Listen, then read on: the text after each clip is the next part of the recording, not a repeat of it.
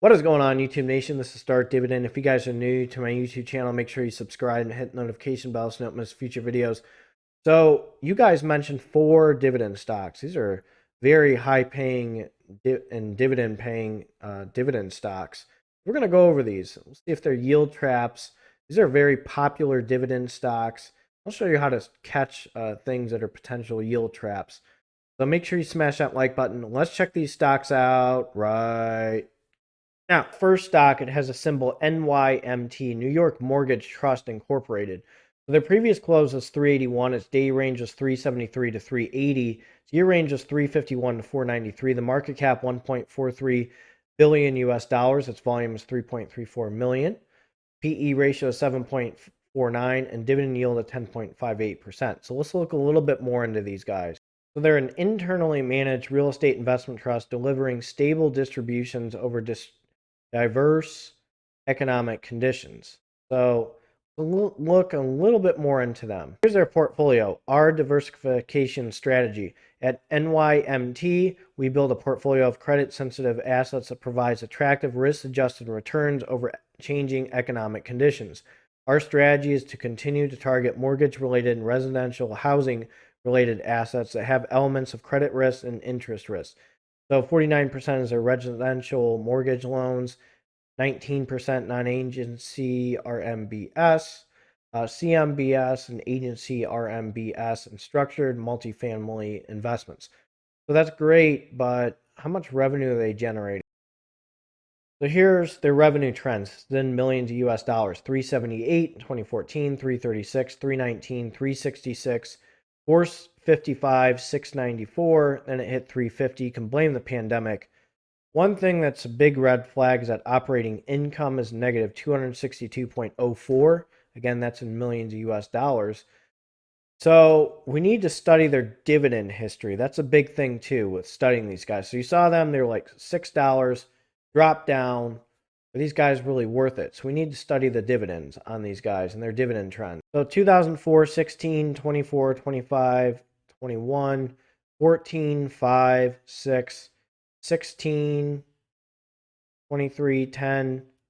A little bit of a scatter bomb. 18, 22, 25, 35, 25, 27, 24, and 20, and 10.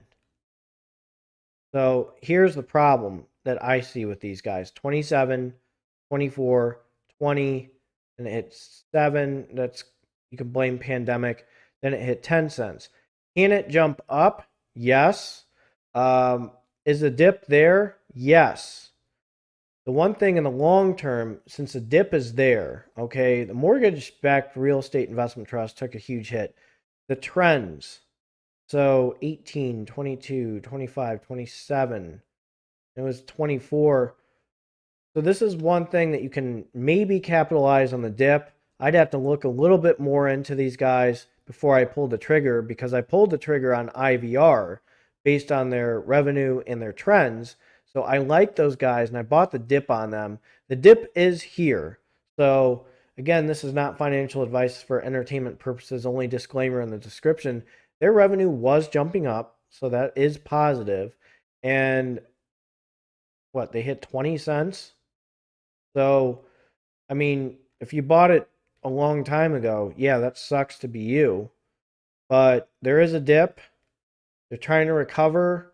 I still consider this a yield trap, but the dip's there. Again, I mean, IVR, the dip's there. I bought them. That's a big risk. These guys are a risk. I mean, it's 378. I'd have to. That one's iffy for me. I mean, I may pull the trigger on it because I mean it's cheap. It's less than $5. It used to be at $6. Um, I don't know. I mean, I can be 50-50 on that one. So you guys tell me on that one. Let's jump to the next dividend stock. Next one has a symbol OXSQ, Oxford Square Capital Corp, sitting at 417. So New York Mountain Trust, I mean, I'm going to say this one more time. The dip is there, but if you had it in normal conditions, I'd say no.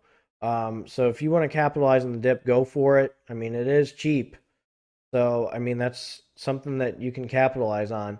These guys, too, these guys took a little bit of a hit, but we need to look a little bit more into them. They're sitting at 417. They're 429. Their day range is 417 to 429. Year range is 328 to 522. Market cap is 2.0706 million US dollars. Its volume was 229.39K. PE ratio is 2.61 and dividend yield is 10.07%. Look a little bit more into them. So OXSQ, Oxford Square Capital Group, a publicly traded close-ended non-diversified management investment company that has been elected to be regulated as a business development company under the Investment Company Act of 1940 as amended. So here's the thing. We need to look what they do. So they own debt securities. CLO investments may also include warehouse facilities, which are financing structures intended to aggregate loans that may be used to form basis of CLO vehicle, which is a collateralized loan obligation. So, let's look a little bit into them. So right here we got some problems. This is in millions US dollars. 2014 117, 87, 69, 61, 56, 62, 35.